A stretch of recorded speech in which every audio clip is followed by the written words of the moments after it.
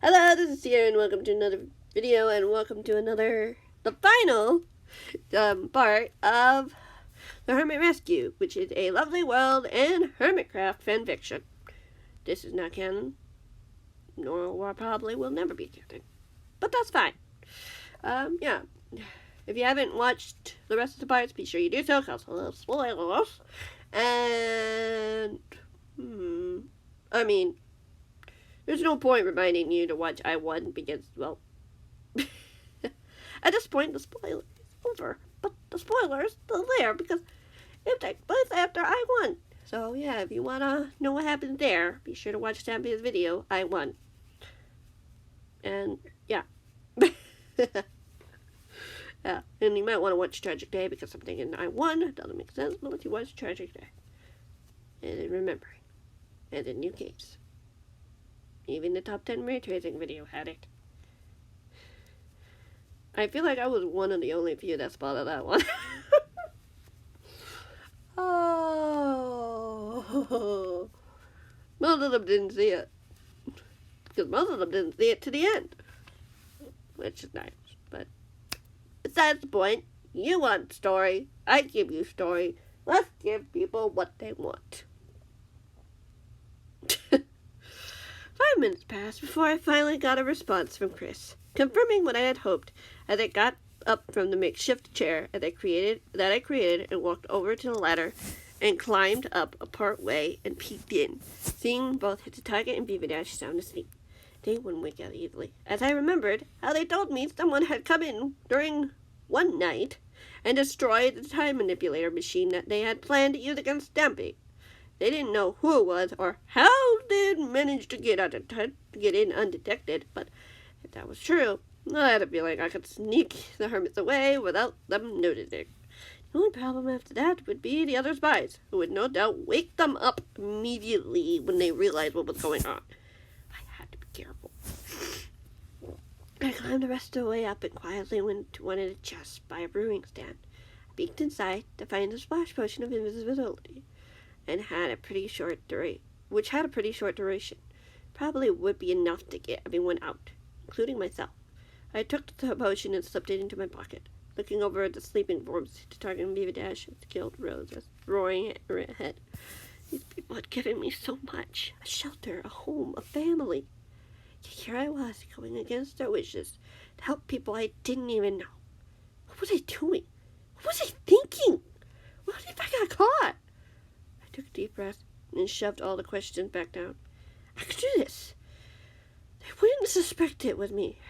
I could tell them that someone else had done it, knocked me out or something, or I had fallen asleep and they used it to slip away.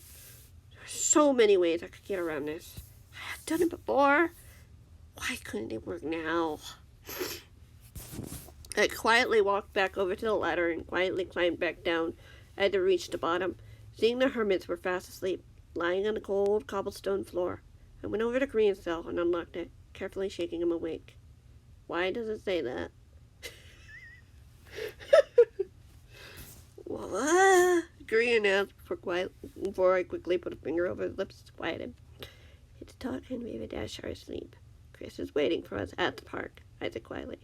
Help me get the others up. I have a plan to get us out of here. Okay. He nodded quietly as he got up to his feet, and we unlocked the other 2 cells and woke up the other 2 hermits. Once the other 2 were awake. Why? That is so sad. Oh no. I relayed the plan, pulling out the invisibility splash potion from my pocket. You think it'll work? Phyllis asked nervously. It should for as long as I need it to. But we have to work fast, I said quickly. I have a second one for myself for getting us back for getting back here undetected. Do it then, Tango replied with a nod as he stepped forward. The other 2 followed suit as I hesitated for a moment, surprised by their trust in me. Again, why was I even surprised? I threw a potion at our feet as we all disappeared, feet and all. Just go towards the Funland sign, whatever you do, I told them quietly, not hearing a response, pretty sure they heard me as I climbed the ladder, hearing these groaning noises as others followed. Once I was sure everyone had made it up, I glanced back over at Viva Dash and hit the target. Still nothing. Good. We had at least a minute left of this potion. I could hear footsteps around as they quickened, seeing the particles of the steps of the grass as the hermits ran towards the park where I had told them to go. I followed shortly behind, glancing back just in time to notice one of the spies had stopped mid-step from what appeared to be a midnight stroll. And I watched as grass began to form on the ice. Footprints. We had to hurry. I rushed quickly to catch up, and the three hermits slowed from a run to a walk, catching up to one another as they neared the park. I caught up with them as we arrived at the park, seeing Chris approaching in our direction. You looked to have come alone. You weren't lying when you said you were saying you were going to sneak them out. I'm proud of you. Chris chuckled as he looked at the three hermits. Did they treat you well? Yeah, I suppose, Tango admitted with a chuckle. Wasn't pleasant being locked up in a prison cell for most of the time, though. What? Chris asked in alarm as he looked up at me. At least they were safe and unharmed, I insisted slowly as he calmed down and nodded. You should probably get the hermits, all of them, out of here. I would use the portal. Beavis seemed to have taken down the machine. I think if we work together, we can get one up and running, Impulse suggested. 3 of us are redstone bros, if you get what I mean. I do, and I'm sure Polly can pitch in as well. Chris nodded as he looked behind us, his expression shifting from relief to concern to horror. We need to book it. Now. I turned to see something coming in our direction. The target of Viva Dash must have been alerted of the hermit's escape and had come after us. They were using what appeared to be swiftness, and they speeded across the ice. I gulped as I splashed myself with my spare invisibility potion, terrified of what might happen if they knew I was involved. As Chris rushed the hermits to the other side of the park. Hold it right there, hit the target shouted angrily. I don't think I said you could just sneak off without any of us noticing. Thing is, though, they did, and they're with me now, Chris said defiantly, blocking the pursuers as he urged the 3 to run to the house. I watched as Viva slunk back from the target, and the man approached the Stampy spy. You'll never get through me. You'll need to get through me to get to them. Well, that's a shame, because I don't find that difficult at all, the man chuckled as he grabbed for the spy as Chris jumped back, pulling out his sword.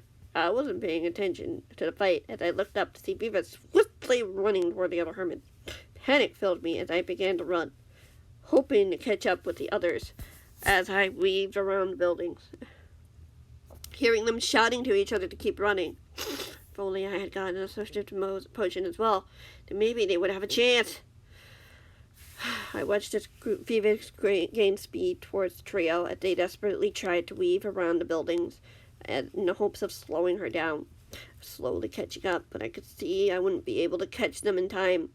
My invisibility potion had long since worn off as I chased Viva down, watching as she tried to grab one of them as they managed to go around the corner, leaving her to smack into the wall before filling herself again, going after them. I kept running, seeing the trio continue onward until I only saw 2 of them, Tango and Green, who were nearing the house. I slowed as I looked around and looked for Viva, but I couldn't see her until I looked back, heard one of them call out his name in alarm. Over by the front door, near to where the trap used to be, was Viva, holding Impulse tightly in her grasp. You gave me quite the chase, didn't you? She said slowly, breathing heavily, along with the rest of us, as we tried to catch her breath. I recommend you stand down if you know what's best for your friend here. Let him go, Tango demanded angrily. Why should I? She smiled slyly. I slipped behind one of the buildings, trying to think of something I could do. Of course, I could see if someone in Polly's house could help, but by that point, Viva might have done something to Impulse or taken him back to the castle. I couldn't risk letting her out of my sight. Now, are you 2 willing to cooperate now? No, Green said matter-of-factly. Why would we do what you want if you're going to threaten our friends like this? Let us go home. We will, at some point when we don't no longer need you anymore, she said casually. I watched Impulse hopelessly struggle to pull out of her grasp and realized just how much of an iron grip she had, especially when she was serious. What do you want from us? Tango snapped coldly. your loyalty in helping our cause to free the world from this tyranny, she said confidently.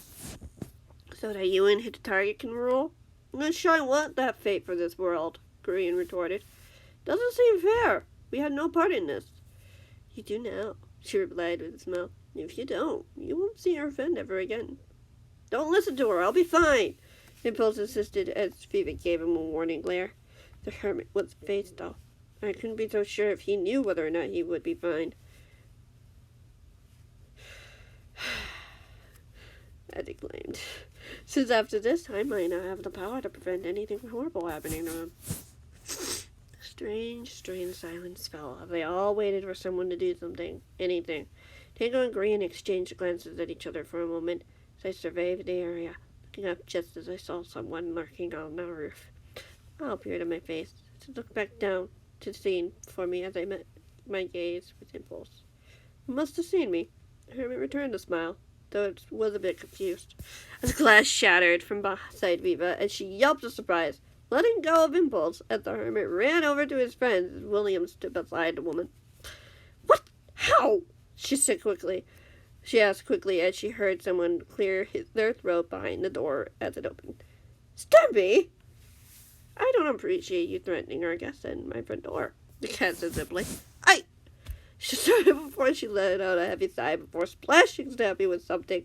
She faltered as William charged at her, and she splashed herself with swiftness again and bolted for the hermits, attempting but failing to grab one of them as they leapt away, just in time as she ran down the path, disappearing from sight as I ran over to Stampy. Are you okay? I asked quickly, as the cat pulled out a bucket of milk and consumed it. Yes, I'll be fine, he chuckled as he nodded over in my direction. You really shouldn't be here. I know, I agreed. I'm just helping out some friends.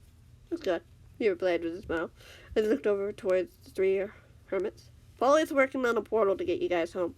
The others are at her place. Wanna come? Yes! Grace said excitedly as I stepped away from the door, and the three of them joined them inside. Apart from Impulse, who hesitated for one moment. Thanks for saving us, he replied quietly. No problem, but calmly. Will you be able to come to say goodbye? Yes, hopefully. Not physically, but I might watch from a distance, I replied. I'll try to tell the others I tried to stop it, but it got chased away. He smiled. It was good with me. I returned the smile as he disappeared into the house. The door closed behind him. I was left outside with William not too far away. As I looked over at him, make sure they go through safely. Got it? The beaver nodded his head once, and it was all I needed to see. I knew he didn't trust me, but I wasn't expecting him to, as we walked around the house to Polly's place, where there was a portal in her garden. As I walked over and crouched behind some bushes, noticing William walk through the house to the others as the portal was activated. That should be our ticket home, the Mumbo said cheerfully. Feels like forever since we've been home, but it's literally only been like a day? Korean asked in surprise. We made it through. That's what matters, Impulse replied happily. Hopefully smarter, too. Maybe we should stay away from portals for a while. Dangle laughed. We'll see how well that goes. There were more that was said, but I didn't pay too much attention as I watched each of the hermits walk through the portal, even catching Impulse's eye once more before he disappeared from the sight. It was a friendly wave. I wasn't able to wave back, so I did raise my hand and moved it left to right a couple of times.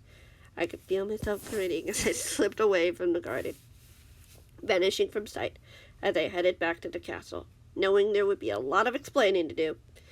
I didn't care. For the first time in my life, I had finally done the right thing for the right reason. Not many from where I came from can say that. I knew that for a fact, and it was something I could be proud of. Yep, this is going to be it for the book, the little short story. About an hour of reading. Wow. I mean, I've read a lot more. Hours of reading. I love every second of it. Anyway, this is going to be the end of this video. I hope you guys enjoyed. And yeah, I will see you in the next one, whenever that might be.